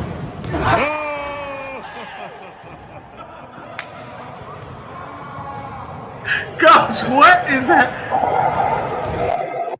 What's happening, bro? What is going on? We were setting up for our. First time that I've seen a kid get dunked on, and you're around. What's going on? Well, that right there, we were setting up for our youth camp.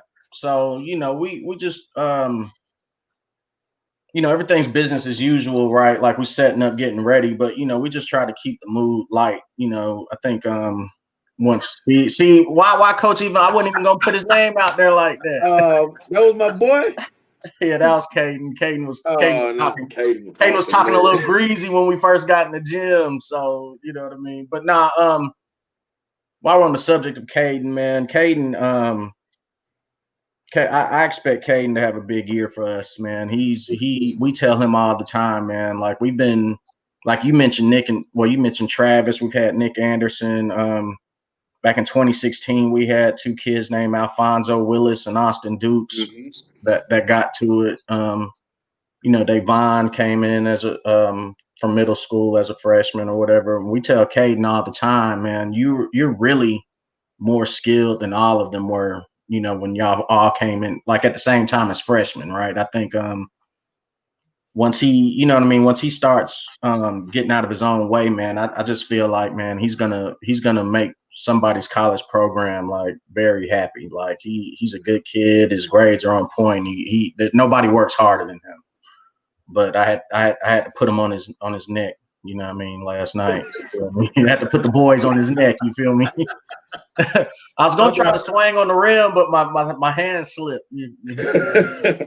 And then the other clip you were talking about, we were actually you know, the coaches, we sometimes do shell on offense or whatever. We're the ones on offense just to like, of course, we're not as physically gifted, you know, as a teenager is, right? But, you know, just, you know, different things like cutting and movement without the ball and things of that nature. We try to get out there and do that some just so they can see that. And Coach D dunked on Josh. Josh was talking greasy, you know what I mean? And see, nobody knows because there was no film. I'm probably going to get yelled at, but I can't remember if it was Caleb or Tanari. D dunked on one of them last summer. I can't remember who it was. But that's my freshman coach, man, Coach D. It seems like one thing from watching you play that there's really like a family environment. Like it's a lot of real camaraderie with the groups that you have there. Like, is that something that's really important to you? Like, how do you go about instituting that with your guys? Yeah, absolutely. I think I can't speak for everybody, but I got into this to help kids, man. Like, that's why when I see people online like bickering about who's responsible for who being successful and all that, like we're supposed to all be in this together for the kids, right? Like, so that's something we really focus on. You know, some days it's like, okay, it's us against the world. We got to bond together. You know, helping them to understand, like, you know, you're going to have days where you don't feel like being bothered with your family members, but that's still family, right? Like, you know, there's some days my family members get on my nerves and I want to be bothered with them, but that's still family, right? Like, there's this saying, I say it a lot, man, blood makes you related, but loyalty makes you family, right? We say that a lot, you know what I'm saying? Just because, you know, you look out for each other. And then once you get that vibe, it makes it easier for them to like work hard together, push each other, challenge each other, call each other out if they're not on their stuff. You know what I'm saying? So to answer your question, that's one of the things we try to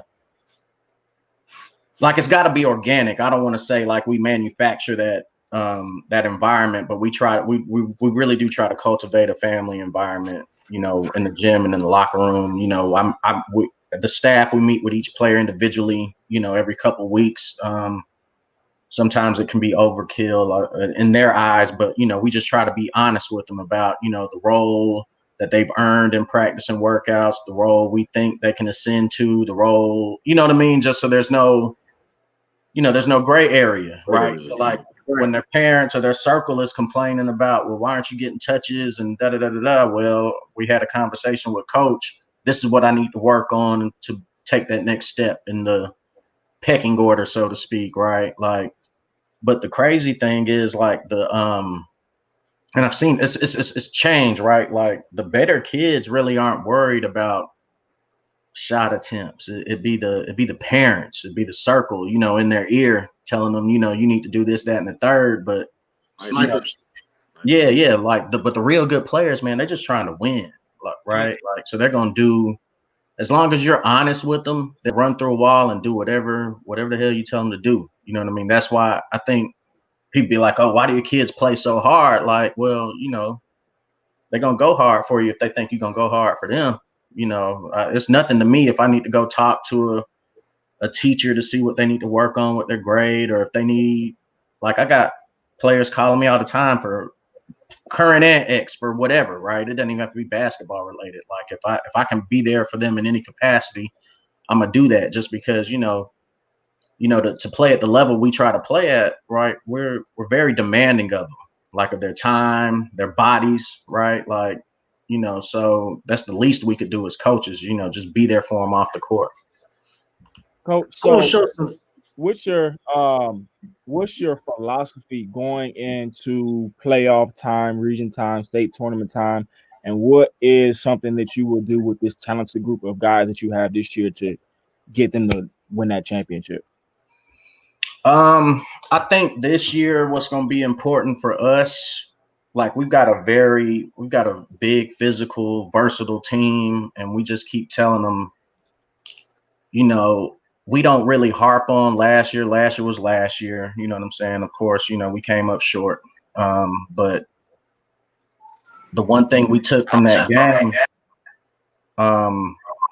it comes down to getting a stop, right? Like, I'm sure y'all watched the game. Like, we forced them into a quick shot at the end, and they got 2 offensive rebounds, right? So that's a point of emphasis for us this year, right? Like, they're like, come down, run your best stuff. You're only getting 1 shot, though.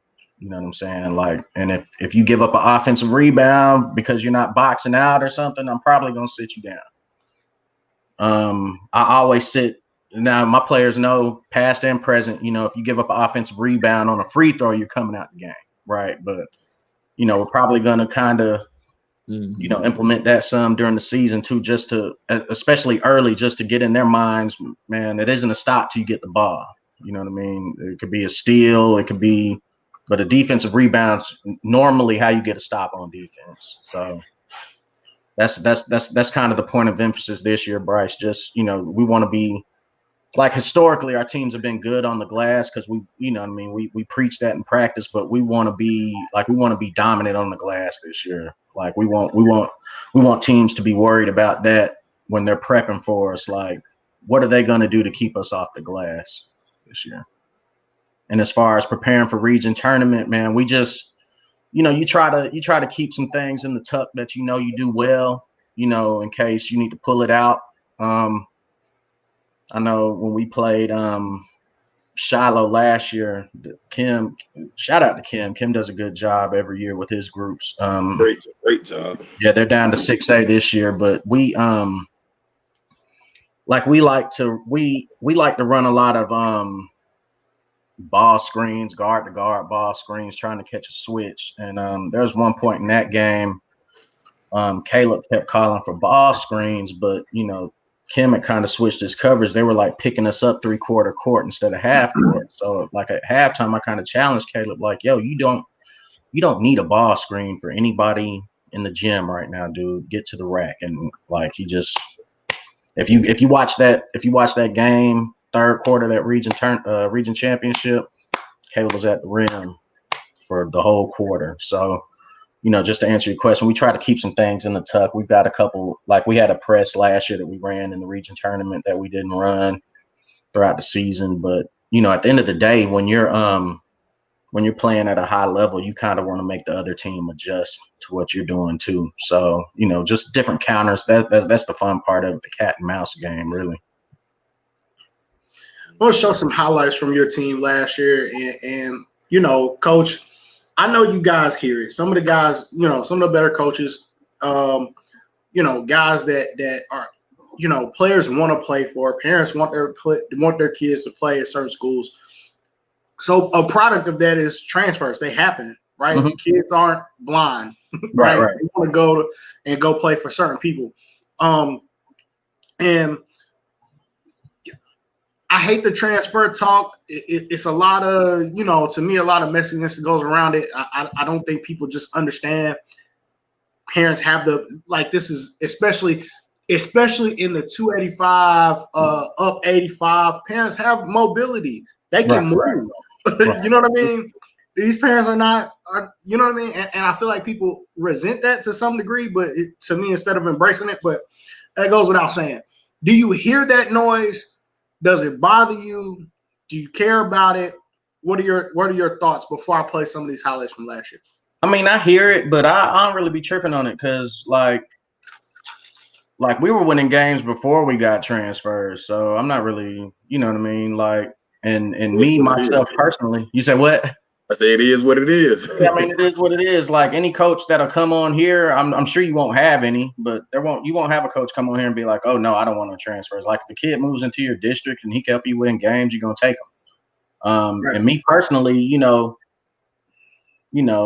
to play the race card or whatever, but you better believe I'm making sure my guys are living in district. Like I don't.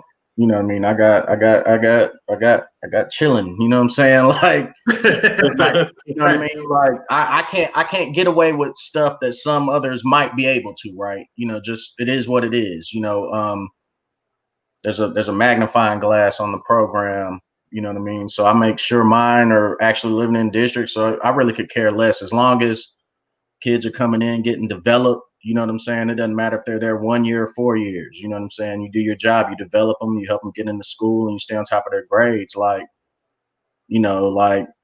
okay, we had Caleb and Tanari move in last year, right? Like, how many people knew Tanari could flourish on the perimeter primarily? Right. He was a 4 or 5 all 3 years in high school before his senior year. Like, even with Caleb,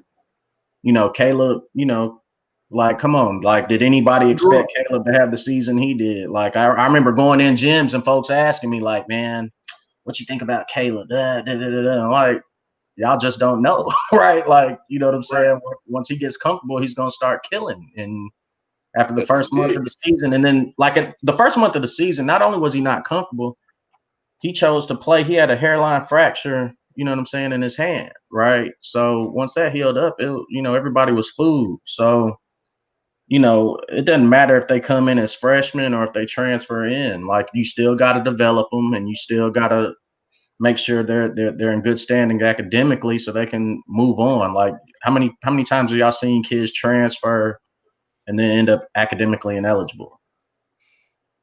You know what I'm saying? It happens, right? Because some people are, I call a spade a spade. Some people are just using these kids for their talent, right? So again, it's our job as mentors and coaches, whatever school you're at, like, stay on top of these kids about their grades, man. Like, if you gotta take an L because you sitting somebody for grades, so be it, right? Like, I've done that before. You know what I'm saying? So, long story short, to answer your transfer question, we hear it. You know what I'm saying? But let me ask you this. Let me ask y'all a question. How many?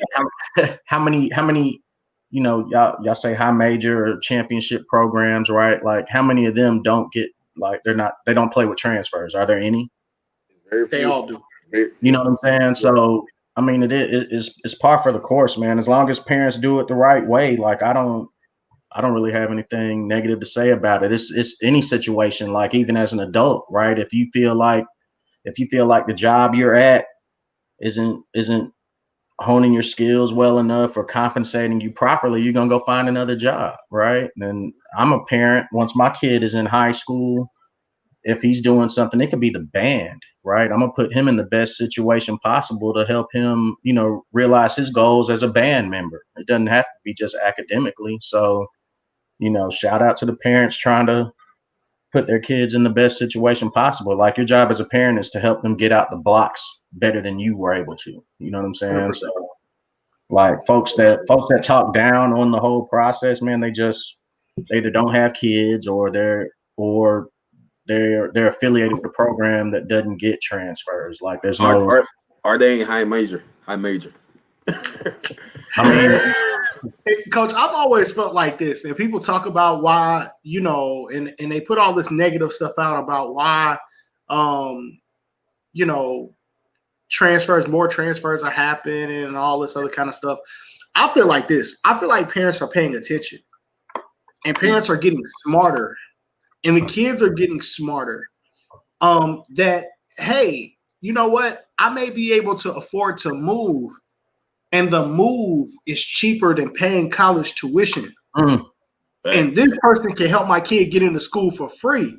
So when I balance it out, I can pay, you know, whatever I got to pay to move and just live somewhere else. Because this Atlanta, you driving 30, 45 minutes, an hour to go to work, no matter where. Anyway. Most of us anyway. Right? So it's not that big of a thing. I can move and I can still drive that hour or whatever to go to work. But this free college tuition that my kid has the ability to get, I can't go anywhere and get that. Yeah, that's the goal. And then you know how it goes, man. Like, if you it's harder to get a scholarship, right? If you're playing at a place where, you know, like, there's different variables, right? Maybe your coach, I don't want to say your coach, maybe the coach there isn't getting your product out to the proper channels, right? Or maybe you're playing somewhere where they're not playing in any events where college coaches can see them, or maybe he's playing somewhere where they're not winning. Like, it's 2020, man. Colleges aren't recruiting. I don't want to call them losers, but if you're not winning games, they're not recruiting you. You know what I'm saying? So I'm gonna say this: the craziest thing I've ever seen in my life, and I don't have nothing against the man, but I'm just saying it's crazy. Colin Sexton was at Hillgrove, and for Christmas, Colin's sophomore year, they went to Rome for Christmas. Rome, Georgia, for Christmas. I'm sorry.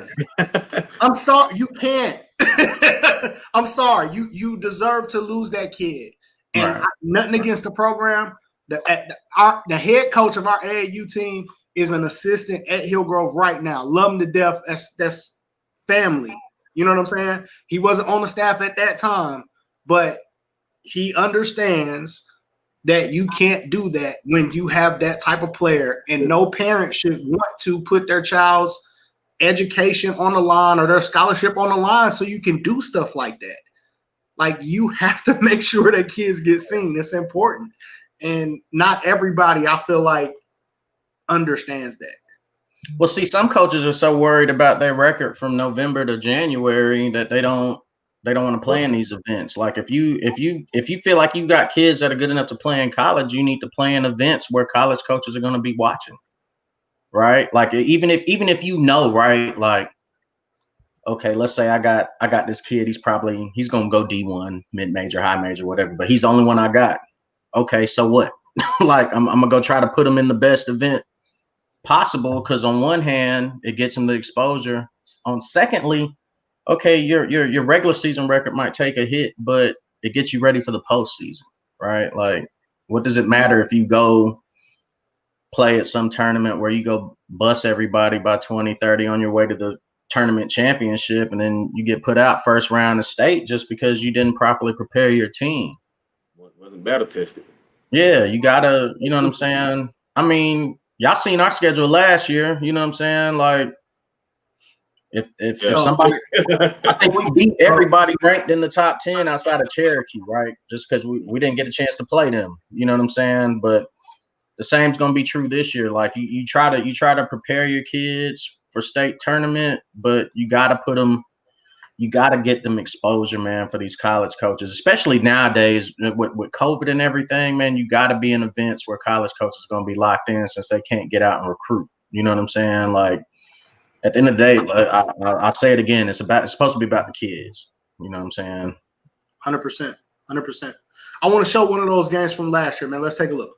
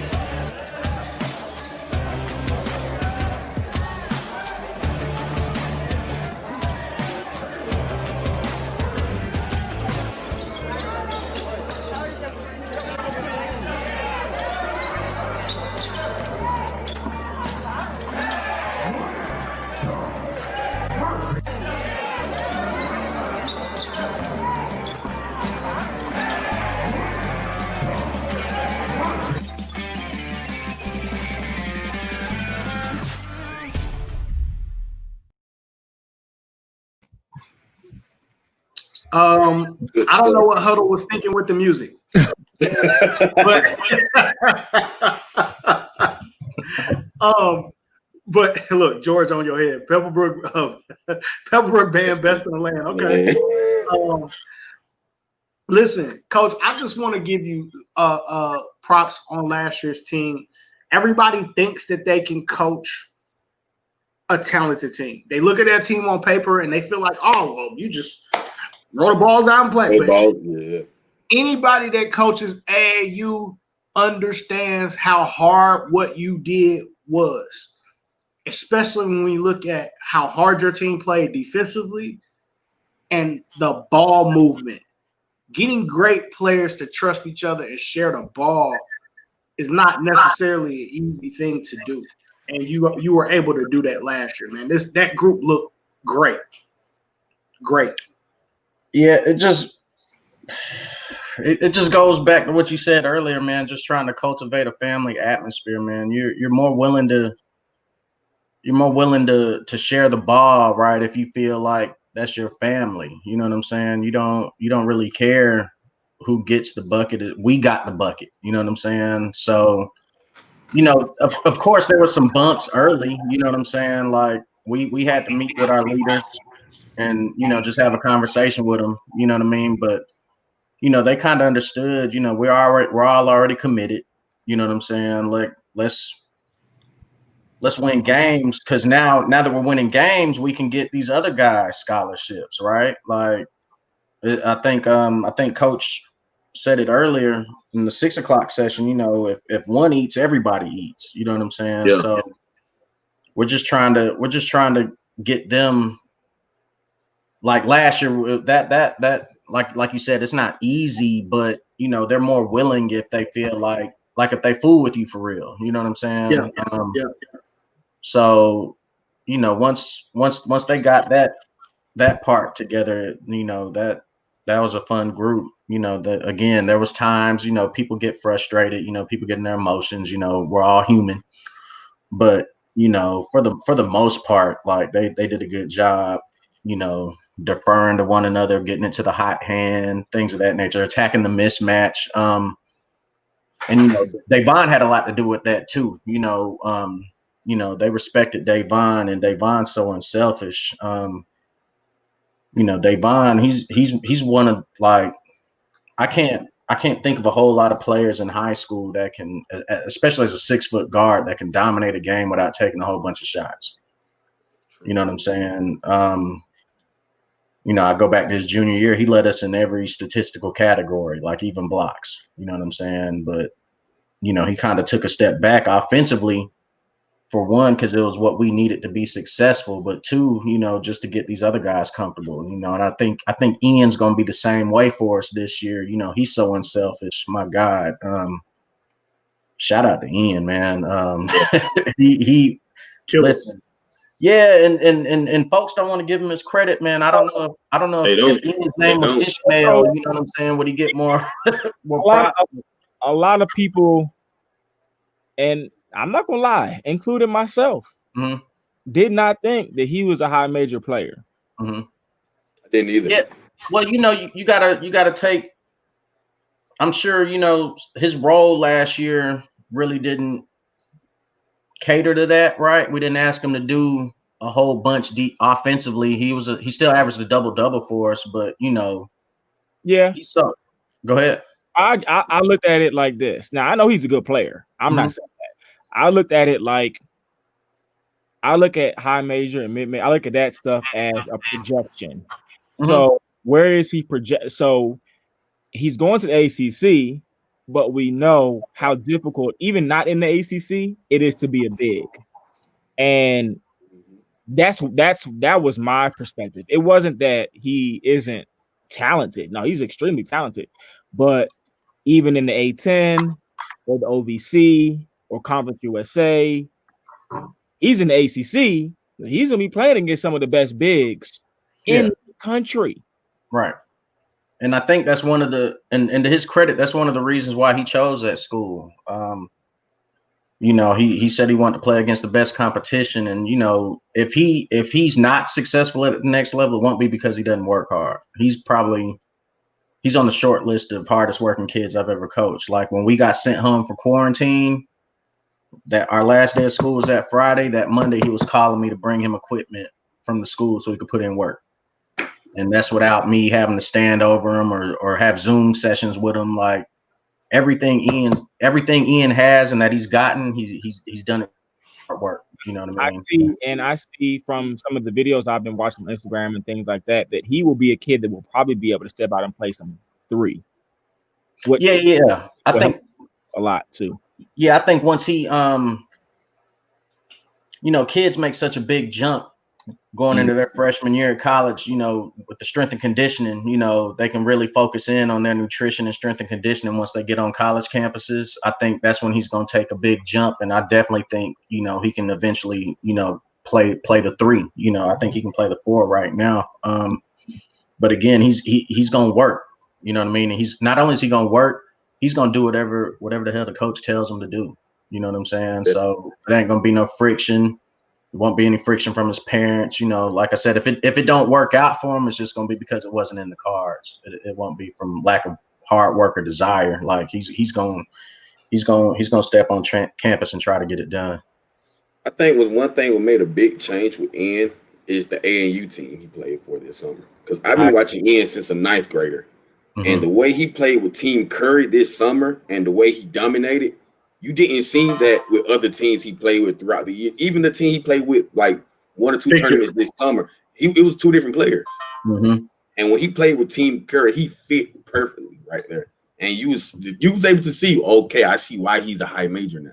Because before then, you didn't really see it. You saw the talent, but he couldn't really dominate the game. He got with Team Curry, he dominated so many games. Just the rebounding, you know, making the right plays, making shots. That's when I really saw, like, yeah, I was wrong. I said that same thing to his dad when I saw him at Fall League. That, you know, and I don't know what it was about them teams a lot earlier. When I saw him at like indie hoops and stuff like that, it was like, what the hell happened to him? Like, you know what I mean? I didn't know if it was the layoff from COVID or what. But then when you seen him later in the summer, it was like, oh, there he is. Yeah, that's the kid that we used to seeing. What is he like in practice, Coach? Oh, dog, man, listen. All 3 of y'all have coached before. All 3 of y'all y'all make a deal with Rumpelstiltskin to coach this kid. Like you know what I'm saying? Like he's never late. You know what I'm saying? He's always one of the hardest working kids. You know what I'm saying? Like he's a coach's dream. He's not going to do anything to embarrass you or your program off the court. Like, you know, teenagers, they do, like, let's be real, teenagers do stupid stuff all the time, right? So Thanks. so even if you forgive them or punish them for it, it still could be like, depending on the severity of their infraction, it could be a black mark on your program, right? But he never even close. I've never even received an email from his teacher about anything. And, you know, like I said, he just sets a good example. I think his temperament is good for this group we have this year, because everybody's just showing up, putting in work, going home. You know what I'm saying? If the gym's open for extra work, they come in, they do that, or they go with their trainer off site and put in work, or come on site. Like they just work. And I think that's a trickle. Well, I take that back. You know, these kids had, like, a lot of these kids got offers or whatever. So obviously they work hard, right? But you know, when you come in and you see, okay, this is the dude and he's working like this. Okay, I need to work too. You know what I'm saying? So yeah, you know, he does a good job with that. And in regards to the whole Team Curry thing, it kind of relates back to when we were talking about kids transferring high schools, right? Like a lot of the teams he played on, he was forced to play the 5 all the time, and the 5 with a bunch of greedy guards, right? So he's just out there setting screens and rim running, so you really couldn't see. Like he got with Team Curry, and they kind of showcased his ability to handle the ball, showcased his ability to pass the ball. Like, I mean, even when you seen him with us, we run stuff for him where he's the you know, he initiates the player, he's the passer. You know, he's the best outlet passer I've ever seen in high school off defensive rebound. Like they're always on the money. It's like this, and they just go finish. So, you know, Ian will definitely be missed next year. Like he's what we want the Grayson program to like embody, right? Like you come to work, you get it done, and you go home. You know what I'm saying? Like he's very mature. So, Coach, hold on. I can't let him stop. I can't let him not talk about Taj Kelly. I know Taj Kelly had some up and down through the years. Yeah. You know what? Commit. Let me tell you about Tajay and his family. You know what I mean? Him and Ian grew up together.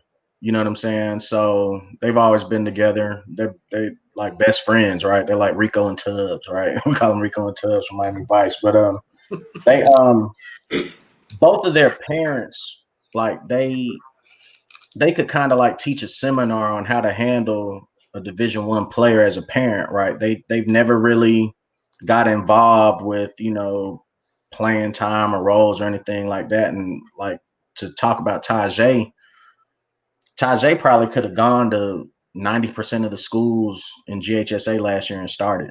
You know what I'm saying? But he played a role that we needed him to play for us to be successful. And, you know, some of that, he probably could have had a bigger role, you know what I mean, if he, you know, put in a little bit more work or whatever, or worked harder or whatever. But he'll be the first to tell you that, right? Like, I was standing off to the side and he was killing like at a fall league game. And I was standing off to the side and somebody came up to him and was like, hey, bro, why you ain't play more last year? And he was like, man, I was, you know what I mean, I ain't gonna cuss, you know what I'm saying? But he basically told him he was BSing, you know what I'm saying? That's on me. So like, we challenged him at the beginning of the summer. We were able to first start getting back to work in July, and he's consistently, as big as he is, he wins all the sprints, right? Like he ran a 5:40 mile the other day, right? Like I think it's clicked for him now. You know what I'm saying? Like, okay, I'm already signed. You know, I don't have to look over my shoulder for a football player stealing my minutes. Like it's my spot to kind of lose, and he's fully embraced it. You know, he's like when I stop coaching or whatever, he'll be one of the ones I look back on and I'll be very proud of him because he didn't give up on himself or the program, really. You know what I'm saying? Like I said, he could have went anywhere and played more, but he stuck it out. And I think he's going to be in a good situation at Charleston Southern because they really wanted him. They saw him play as a junior and they started recruiting him then. And Coach, I've seen that a lot with his role stepping up with Team Dickerson this summer. Mm-hmm. And I guess that's when I started to realize we had this conversation, like he's coming to his own right now. Mm-hmm. Yeah, you know, and again, you know, a lot of that, you know, I'm a Michael Jordan guy. I tell these kids all the time that, you know what I'm saying? And like, he had this quote where they were like, well, why do you go so hard in practice? He's like, well, if you go hard in practice, the games come easy. You know, I got the hard part out the way. So I think once Tajay started embracing, okay, I need to go as hard as I possibly can every time I step on the court, like the games came easy for him. Like, he's so big and skilled and athletic, you know what I mean? And he's another unselfish player. So, you know, I'm looking forward to seeing how he does this senior year too. We can show highlights of this year now, Locke. Oh, you go now, bro. My bad, point guard. My bad, PG. Hey, you know, sometimes my two guard like to get his shit off, coach. You know what I'm saying? Man, I be sitting here with my hands open. Locke, Dre, here's what we're wrong. Because Locke is not a wing. I said screens. I said screens. He's an undersized four. You the glue guy? He's Robbie Armbrust. All right, here we go, man. So fall league highlights from this year. I want to shout out to OST for the highlights too, man. Always a great job covering the culture, man. Shout out to OST. Make sure y'all go. If you're not following OST on YouTube, OST 24/7 on YouTube, make sure y'all subscribe.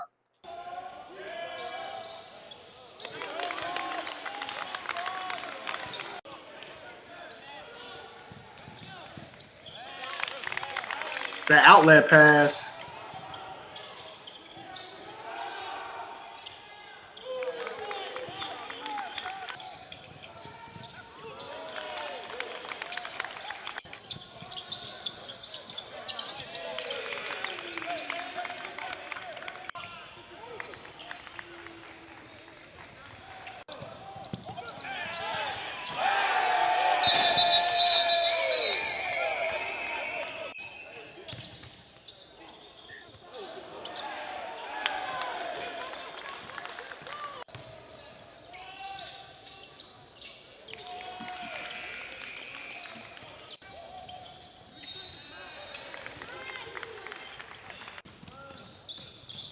Give me a shit.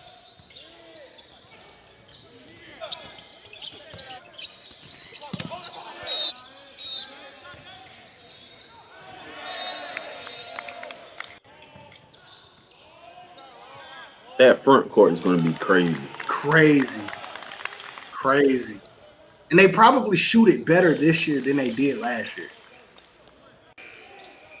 Coach, I think we forget sometimes how much talent you have over there. Talent level is crazy. You still muted, coach.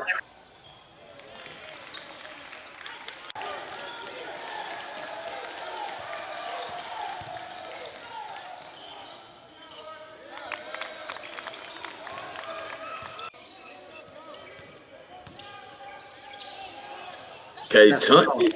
Okay, Chunt. Off. Too little. You're too little.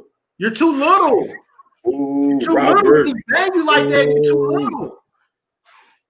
And see, I know you mentioned our front court. Like, our front court's good, and it's crazy because our back court, they're kind of getting lost in the shuffle. But there's some dogs too, you know, with the guys we got playing at guard.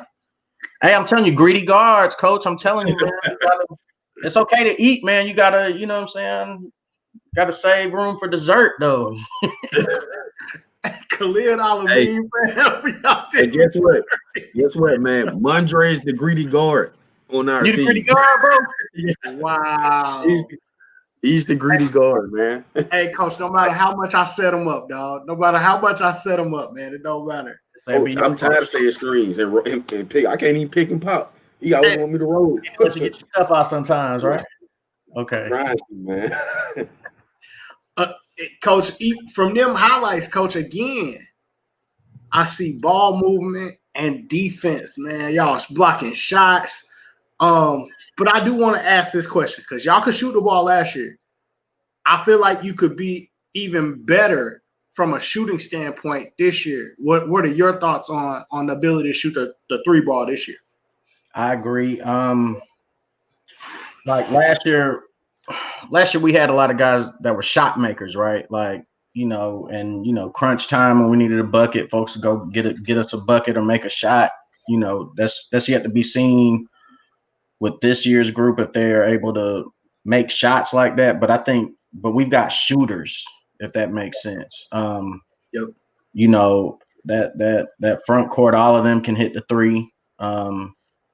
You know, and Tyrese and Robert, man, they shoot the ball at a high clip, man. Y'all are gonna see this season, like it doesn't matter if it's on the catch, off the dribble, like they've got range on their jump shot. And now, you know, Ian's shooting the ball better. Like he shot it well last year, but he's shooting it better, like off the dribble and things of that nature. He made a move when we played Pebblebrook in the fall league on, I think Kleiss was checking him. Shout out to George and Kleiss, man. George, I know what you got over there, boy. You be trying to, George, you know what I'm saying? Like, I know you got that thing over there, boy. But and Kleiss is one of my favorite players to watch. But he made sure, and a leader. Like I never really. It's hard when you know, not to get off track or whatever, but like when you're watching teams play, the gyms be loud. You really, you know what I'm saying? But being at those fall league games, and Kleiss doesn't stop talking, bro, like the whole time. But you know, Ian made a shot on him late on a step back, and he's added that to his game. I think, you know, I think Ian's poised to have a big year for us for sure. Coach, how good you think Robert can be? Robert Coward? Yeah, Robert Coward. We've been on him about his conditioning right now. He didn't play AAU until like August this year. You know, he had some things going on. You know, his they kind of want to stay away from the COVID thing. He was with the Stars too, so they weren't doing anything. And then his dad had got I don't mean to put his business out there, but his dad had gotten into a car wreck, so he was dealing with that. So he's really just getting back into, you know, elite shape. Once he gets into shape, I think that's going to be the difference between him. I think he's top 70 right now. I think he could easily be a top 30 kid. Like he's extremely skilled, and you know, with the way the game's going with shooting the ball, like he's an elite jump shooter right now. Like it doesn't matter, again, like I said, off the catch, on the move, off the dribble. You know, he pulled one. We were scrimmaging the other day, or we went live, and he pulled one off the dribble from the volleyball line, and the net didn't even move. Like, yeah, like he's got a chance. He's just, you know, and he's another one that works hard, and he don't say anything. Like, I yelled at him for something small the other day, and he was like, "Yeah, you're right." I was like, "Oh, okay." You know, sometimes, you know, with the new kids, you try to test them to see, you know, how hard you can push him. You know what I mean?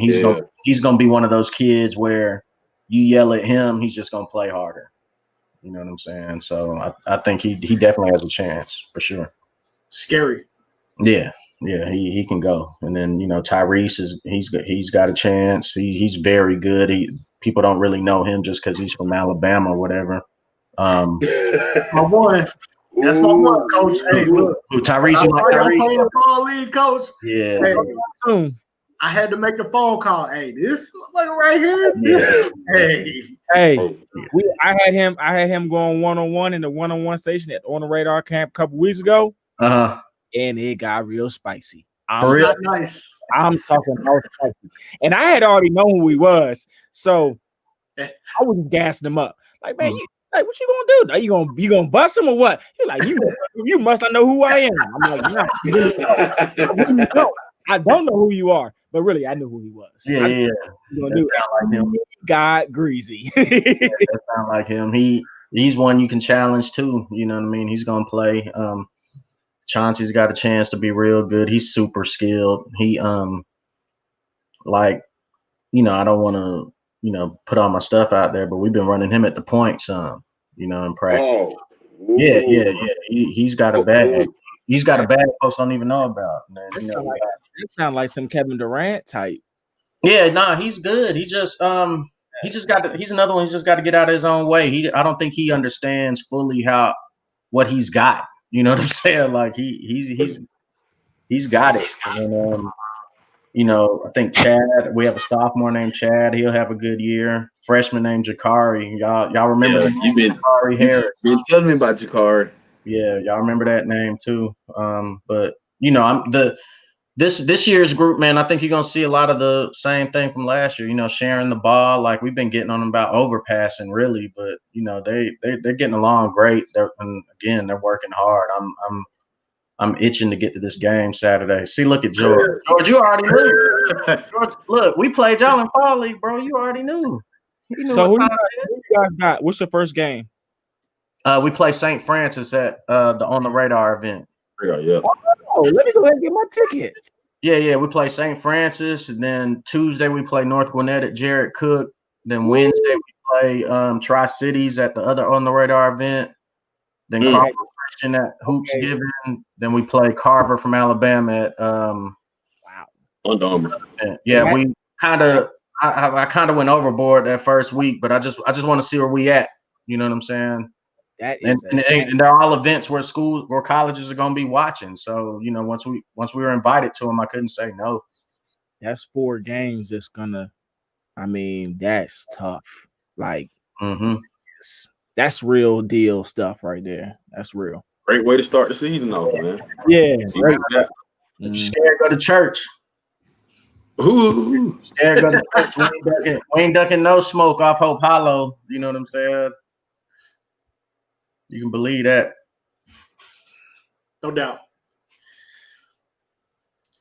Coach, we definitely appreciate having you on, man. Like, I think did we pick 7A? No, y'all picked 7A. Who do we pick? It's between you and George, I think, Coach, is what it's coming down to for 7A. Is pretty much the consensus. One of our light-skinned brethren is gonna get a state title. They kind of look the same. He's just a little lighter. Who's lighter? You got the beard. Okay.